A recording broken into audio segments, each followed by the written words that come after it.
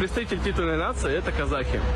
И поэтому я себе ощущал небольшое давление в том плане, что я должен себя вести достойно, как русский. В России ощущаю себя казахом, русский парень о жизни в двух странах.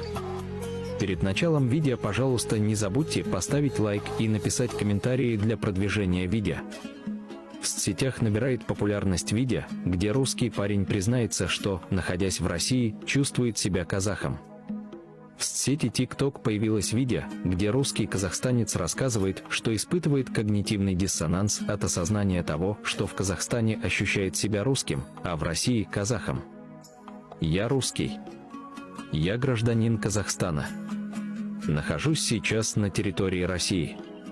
Когда я находился на территории Казахстана, я ощущал себя полноценным гражданином Казахстана.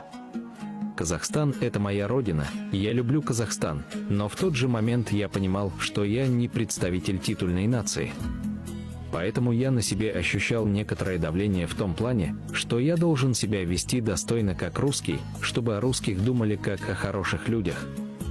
Теперь я приехал в Россию и ощущаю себя казахом.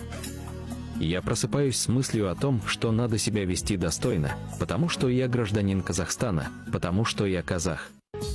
Если я буду себя вести достойно, то о нас, казахах, у людей будет только хорошее мнение. В Казахстане я жил достойно, потому что я русский, а в России, потому что я казах. Жизнь, рассказал автор ролика. Казахстанцев это видео привело в восторг. На ролик в том числе откликнулись десятки русских, проживающих в Казахстане. Я русская, родилась в Казахстане и люблю свою страну и народ, который окружает меня. Поэтому с гордостью скажу, что я казашка, мы, русские в Казахстане, отличаемся от русских в России. Люблю Казахстан, я тоже родился в Казахстане, и когда я жил в России, отмечал все казахстанские праздники с размахом, приглашая соседей и знакомых. Я из Казахстана, русский, живу в России. И меня в России зовут казахом, и я горжусь этим. Мы казахские русские, живу в Израиле и горжусь тем, что я из Казахстана. Считаю себя тут казашкой, хотя я русская, пишут комментаторы.